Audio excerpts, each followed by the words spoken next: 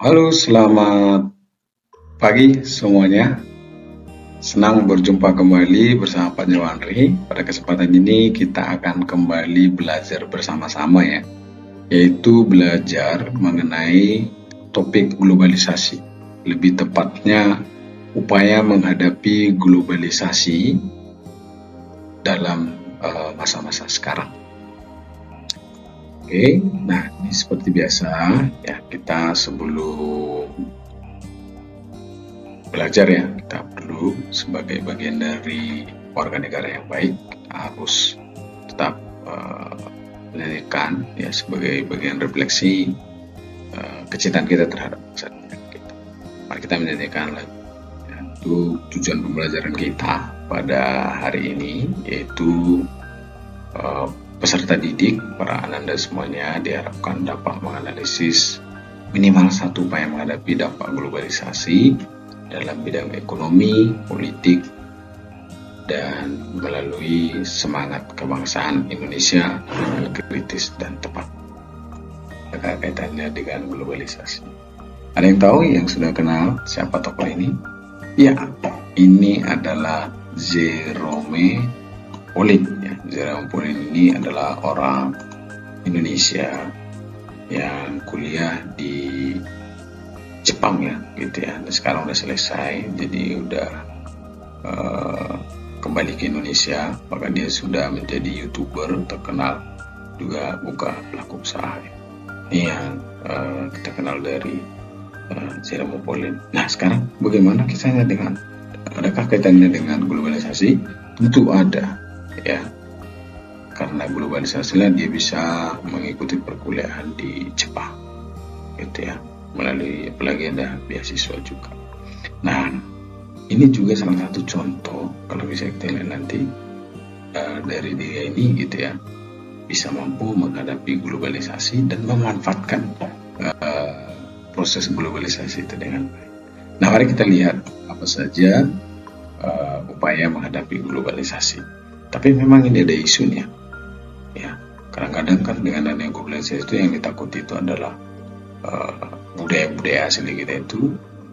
Di bidang iptek tadi ya, upaya menghadapi globalisasinya, kita harus mampu memiliki kompetensi di bidang iptek, mau nggak mau, karena teknologi terus berubah dan itu mengubah banyak aspek kehidupan, dan kita harus siap meningkatkan penguasaan teknologi ya, jadi manfaatkan teknologi yang ada di sekitarmu dengan baik, dengan tujuan yang baik ya, bukan untuk tujuan-tujuan yang malah menurunkan ya kemampuan kita menghadapi globalisasi bidang ekonomi ya, menyiapkan SDM yang kompeten dan kompetitif ya, mampu bekerja, mampu menghidupi, bahkan juga bersaing ya, menghidupi dirinya dan bersaing. Perlu juga standarisasi ya dan sertifikasi kualitas produk gitu. Artinya apa? Supaya produk yang diciptakan itu tidak asal-asalan, tapi ada kualitasnya sehingga bisa diperjualbelikan di luar negeri.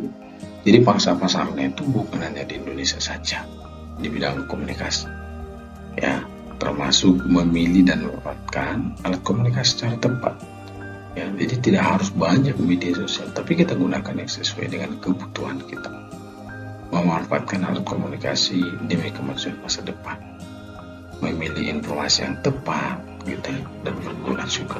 Jadi tidak harus semua informasi itu kita harus tahu, perlu kita pilah dengan baik. Nah, ini khusus pengguna sosial media, ada beberapa tips nih sangat penting ya, harus ada etika gitu ya, bukan asal ketik-ketik aja gitu ya, tidak sebut ada sapaan dan lain sebagainya.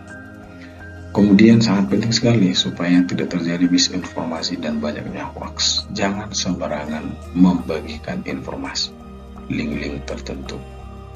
Kemudian hati-hati juga berinteraksi dengan orang yang tidak dikenal.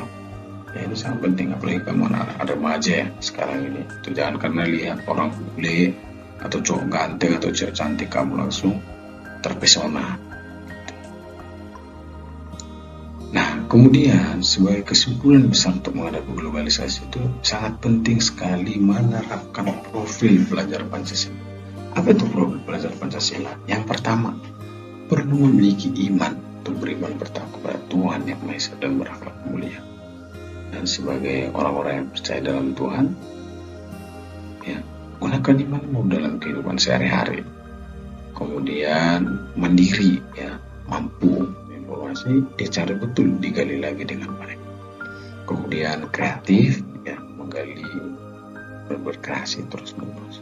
Gotong royong di sini bekerja sama, ya, dengan orang lain, bukan hanya sekedar numpang kelompok ketika kerja kelompok, tapi mau bekerja sama, berperan aktif. Kemudian berkebinekaan global, artinya kita juga menghormati perbedaan-perbedaan yang ada. Jadi untuk menghadapi globalisasi, Pak Jawandi sangat setuju untuk program belajar Pancasila ini kita terapkan dalam hidup kita, dan kita mau terus-menerus mulai dari sekarang.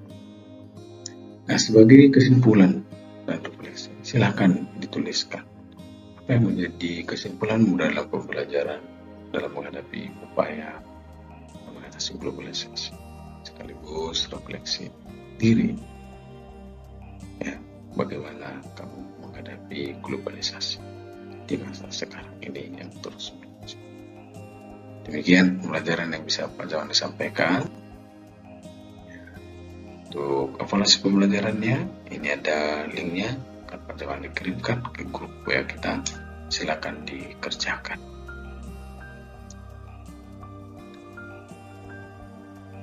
Baik, terima kasih banyak untuk pembelajaran kita suatu hari ini. Pak Jawandi sangat senang sekali karena Anda semua sangat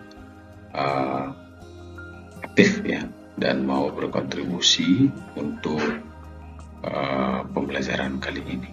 Dan harapannya teori ataupun pelajaran hari ini tidak hanya dipahami saja, tapi dilakukan dalam hidup saya. Terima kasih.